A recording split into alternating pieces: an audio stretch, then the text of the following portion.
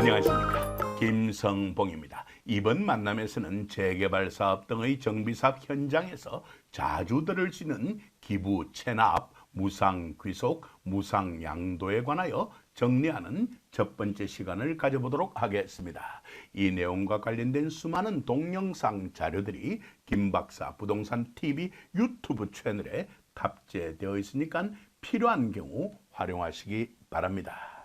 그러한 자료들 가운데 있어서 특히 재개발 사업에서의 국유 공유 재산이라는 제목을 가진 유튜브 동영상 자료는 필히 확인해 주시기 바랍니다. 이번 만남에서도 여기에서 다루었던 일부 내용 간략하게 재점검할 것입니다. 그럼 다음 화면으로 넘어가서 기부 체납부터 정리해 보도록 하겠습니다. 화면 정리하고요, 다음 화면으로 넘어가겠습니다. 약속대로 기부 체납부터 정리해 보도록 하겠습니다. 한자 살펴보도록 하겠습니다. 여기에 있는 기라는 것은 붙일 기이고요, 부라는 것은 붙을 부입니다. 그럼 무엇인가를 가져다 붙이는 것을 기부라고 한다라고 할 수가 있을 겁니다. 자, 여기까지도 핵심적인 내용은 파악하였을 것으로 믿습니다. 자, 이제 체납 정리해 보도록 하겠습니다.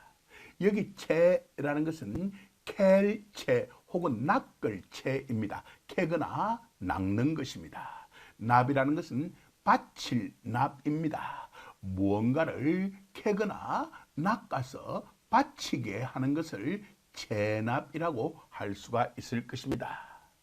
그럼 당연히 체납의 의사 표시를 하는 주체는 국가 또는 지방자치단체라고 할 수가 있을 것입니다. 그럼 가져다 붙이는 자는 바로 국가 또는 지방자치단체 외의 자, 즉 국가 또는 지방자치단체가 아닌 자라고 할 수가 있을 것입니다. 순식간에 핵심 내용 파악하였을 것으로 믿습니다. 만약 국가에 가져다 바치면 그 재산은 국유 재산이 될 것이고요, 그리고 지방자치단체에 가져다 바치면 그 재산은 공유 재산이 될 것입니다. 순식간에 핵심적인 내용들이 파악되었죠. 자, 이쯤 해두고요, 화면 정리하고 처음으로 되돌아가서 핵심 내용 위주로 정리해 보도록 하겠습니다. 기부 체납이라는 것은 말이죠, 국가 또는 지방자치단체 외의 자가 부동산을 비롯한 재산의 소유권을 무상으로 국가 또는 지방자치단체에게 이전하여 국가 또는 지방자치단체가 이를 취득하는 것이라고 할 수가 있을 겁니다. 달리 표현하자면 국가 또는 지방자치단체 외의 자가 국가 또는 지방자치단체에게 그 소유 재산을 국유 공유 재산으로 정여하는 기부의 의사 표시를 하고, 그리고 국가 또는 지방자치단체에서는 말이죠, 이를 승낙하는 체납의 의사 표시를 함으로써 성립하는 일종의 정여계약이라고 할 수가 있을 것입니다. 여기까지도 핵심적인 내용은 파악하였을 것으로 믿습니다. 자, 후단부의 정의는요, 대법원 판결을 참조한 내용입니다. 그럼 대법원 판결 확인해 보도록 하겠습니다. 1996년 11월 7일 선고된 96-20581 판결의 판결 요지 확인해 보도록 하겠습니다. 기부 체납이라는 것은요, 기부자는 바로 국가 또는 지방자치단체 외의 자에 해당되겠죠. 그의 소유 재산을 이렇게 맞아떨어지겠죠.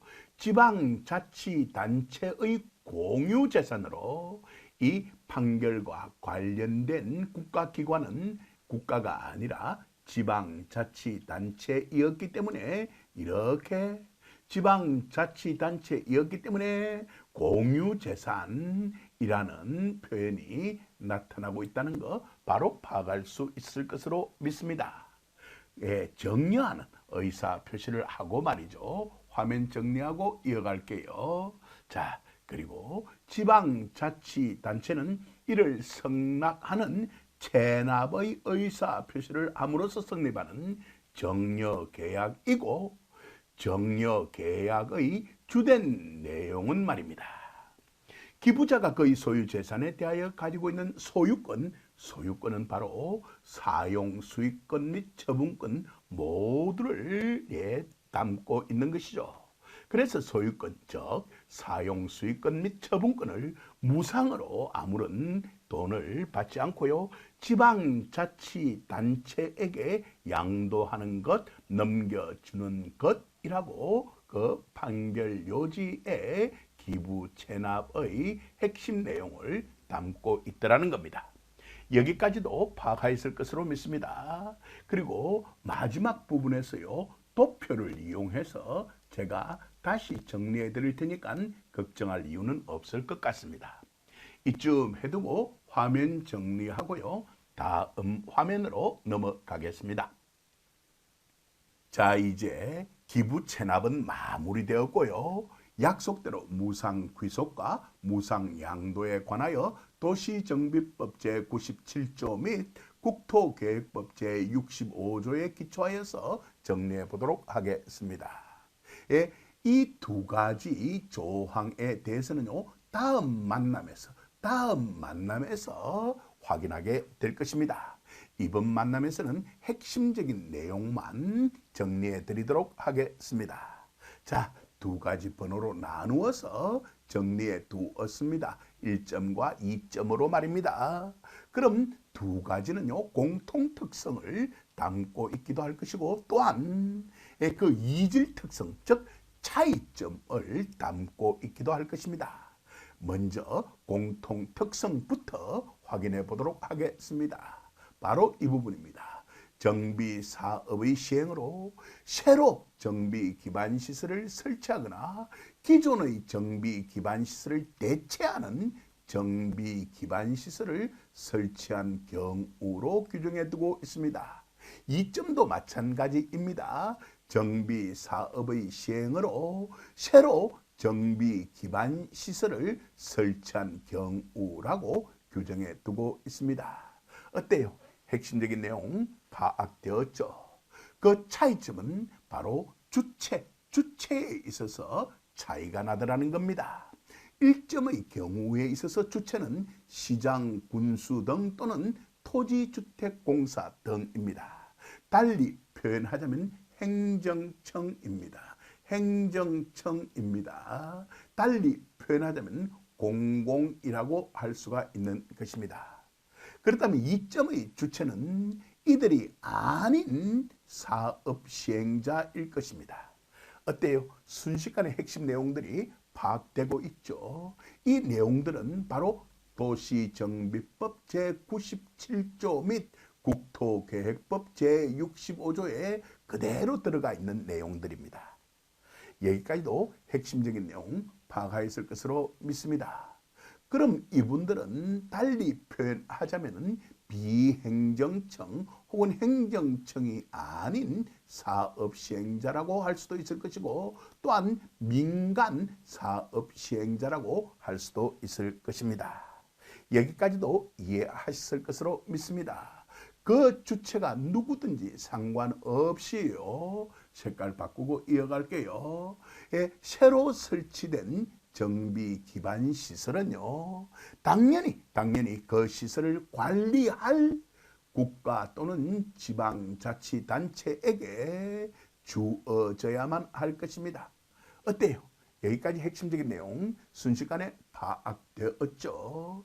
그런 경우 무상귀속이라는 용어를 사용하게 되더라는 겁니다. 그럼 무상귀속은 일단 언제 사용하게 되는 것인지 정확하게 파악할 수 있을 것으로 믿습니다. 자, 그럼 새로 설치된 정비 기반 시설이 아닌 종래의 정비 기반 시설이 있을 텐데요. 색깔 바꾸고 이어가 보도록 하겠습니다. 종래의 정비 기반 시설, 종래의 정비 기반 시설은요, 바로 고생한 사업 시행자에게 주어져야 할 텐데요. 고생한 사업 시행자에게 주어져야 할 텐데요. 그 사업 시행자는 두 부류로 나누어졌습니다. 시장 군수등 또는 토지주택공사 등과요. 그리고 그분들이 아닌 사업 시행자로서 말입니다. 자, 전자에 해당될 때는요, 역시 무상귀속이라는 용어를 도시정비법과 국토계획법에서 사용하더라는 겁니다. 여기까지도 정확하게 이해하셨을 것으로 믿습니다. 반면에 됐죠. 그분들이 아닌, 즉 시장 군수등 또는 토지주택공사 등이 아닌 사업시행자, 달리 말하면 비행정청, 달리 말하면 민간인 사업시행자에게 주어질 경우에 있어서는요, 무상양도라는 표현을 사용하더라는 겁니다. 어때요? 순식간에 무상귀속과 무상양도의 차이점 파악하셨을 것으로 믿습니다. 뿐만이 아닙니다. 행정청 공공에 주어질 경우에 있어서는요, 또 한 번 더 색깔 바꾸겠습니다. 또 한 번 더 색깔을 바꾸겠습니다. 자, 색깔 바꾸어서 이어가 보도록 하겠습니다. 됐죠? 다시 한 번 더 강조드립니다. 행정청 공공에 됐습니까? 종래의 정비 기반 시설을 줄 경우에 있어서는 조건 없이 주더라는 겁니다. 범위의 제한 없이 주더라는 겁니다. 반면에 민간의 경우에 있어서는요, 그 범위를 한정해서 주더라는 겁니다. 차별 대우를 하더라는 겁니다. 어떤 범위인지 확인해 보니까 새로 설치한 정비 기반 시설의 설치 비용에 상당하는 범위에서, 즉 당신들이 쓴 돈만큼 그 범위에서 무상으로 종래의 정비 기반 시설을 넘겨주겠다라는 것입니다. 여기까지도 이해하셨을 것으로 믿습니다.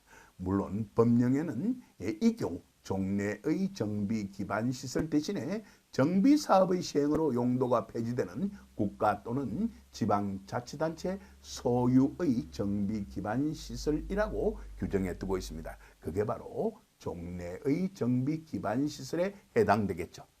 어때요? 순식간에 핵심 내용 파악하였을 것으로 믿습니다. 다음 만남에서 이 내용이 절대적으로 필요하니까 잘 정리해서 만나도록 합시다. 자, 이쯤 해두고요, 화면 정리하겠습니다.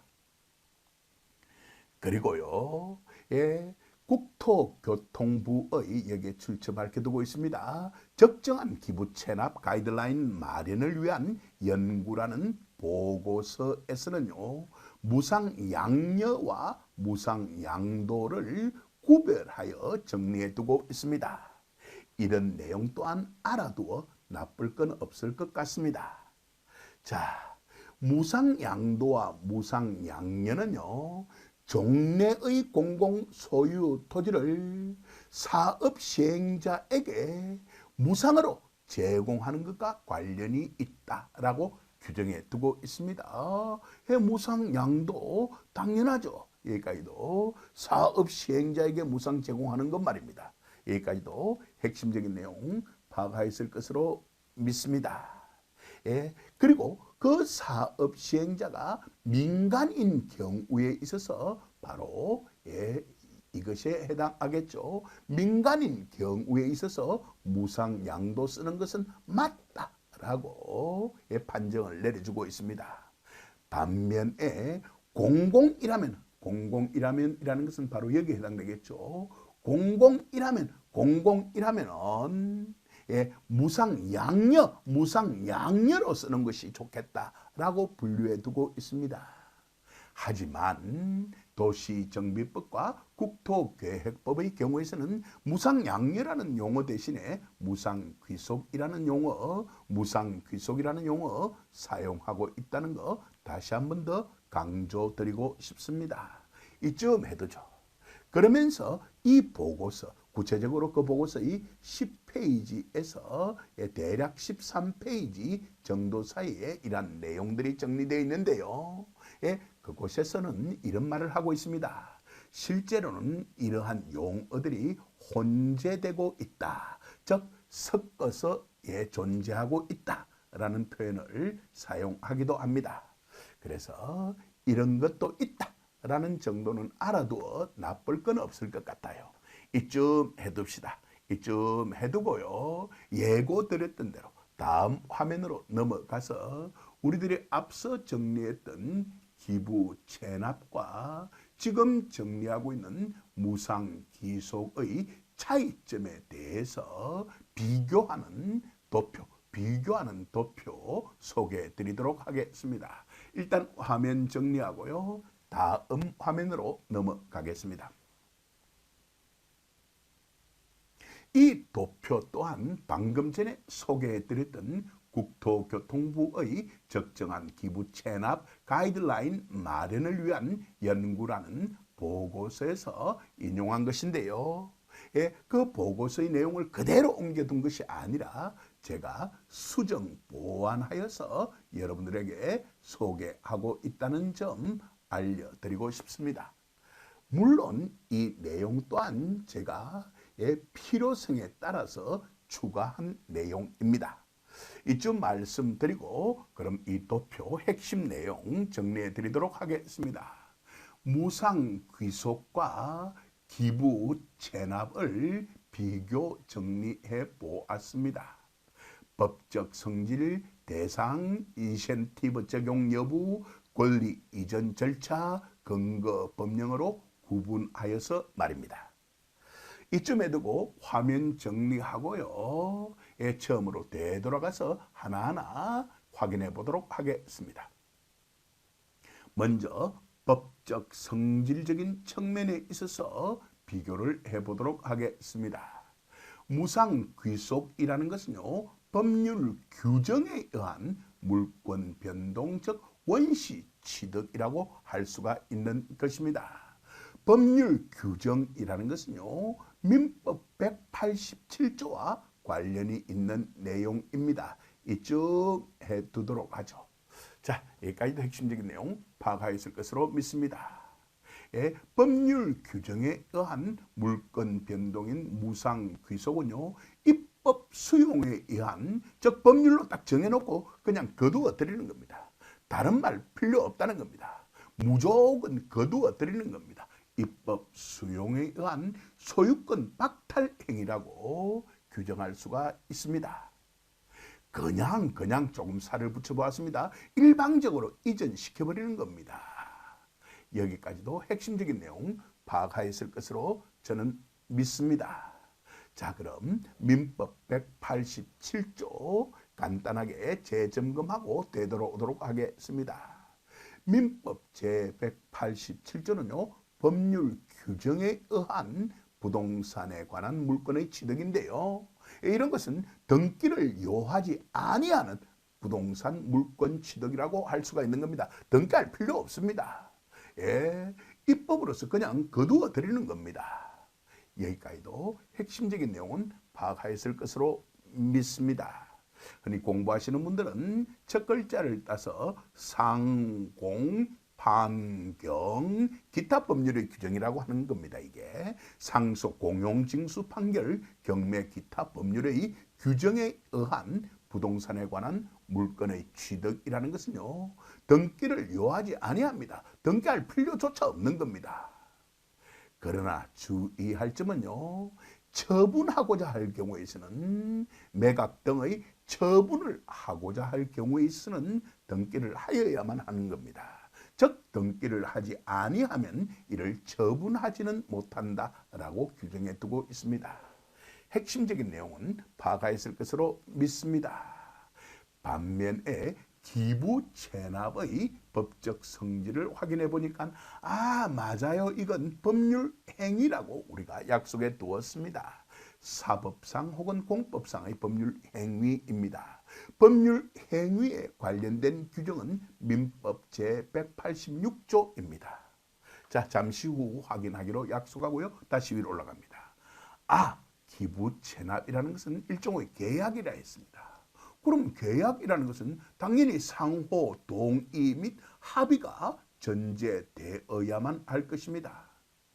그리고 이러한 법률 행위로 인한 물건의 덕실 변경은요, 민법 제86조와 관련이 있는데요, 부동산 물건 변동의 효력입니다. 부동산에 관한 법률 행위로 인한 물건의 덕실 변경은 등기하여야 그 효력이 생기는 것입니다. 어때요? 무상 귀속과 기부 체납 확연하게 차이가 드러나고 있죠? 그럼 되었습니다. 그 다음 각각의 대상을 살펴보니까요, 무상 귀속은 시설 및 토지이고요, 기부 체납은 부동산 그리고 각종 권리 등도 있었습니다. 핵심적인 내용만 간단하게 정리해 두었습니다. 그 다음 인센티브 적용 여부 확인해 보도록 하겠습니다. 이것은 입법 수용 그냥 가져가 버리는 겁니다. 이기 때문에 인센티브 조건이 수반되지 않을 겁니다. 반면에 기부 체납이라는 것은 일종의 계약이기 때문에 인센티브 부여도 가능할 것입니다. 이런 걸 구별할 줄 알아야만 정비사업 현장에서 제대로 판단을 내릴 수 있는 것입니다. 이쯤 해두죠. 그리고 권리 이전 절차의 관점에서 확인해 본 결과 무상 귀속이라는 것은 법률 규정에 의한 겁니다. 그냥 입법 수용으로서 거두어 드리는 겁니다. 즉 준공검사를 받은과 동시에 귀속으로 간주되어 버리는 겁니다. 반면에 기부 체납에 있어서의 권리 이전 절차는요, 체납에 필요한 서류를 받은 후에 등기 행위까지 있어야만 소유권 이전이 가능합니다. 이미 말씀드렸습니다. 그 다음 근거 법령 면에 있어서 정리해 보도록 하겠습니다. 무상 귀속은 국토계획법 및 도시정비법에 그 근거를 두고 있고요. 다음 만남에서 이거 직접 다룰 것입니다.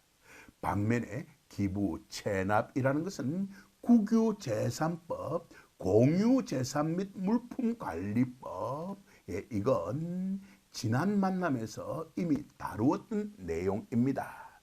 재개발 사업에 있어서의 국유 공유 재산이라는 제목을 가진 동영상에서 말입니다. 자, 그것도 꼭 확인해 주시기 바랍니다. 그리고 다음 만남에서 우리가 그 내용을 정리하면 훨씬 이야기가 편할 것입니다. 뿐만이 아니라 도시정비법 제51조에도 기부 체납에 관련된 규정이 일부 있습니다. 이렇게 함으로써 이번 만남은 마무리 짓도록 하겠습니다. 화면 정리하겠습니다. 긴 시간 동안 경청해 주셔서 감사합니다.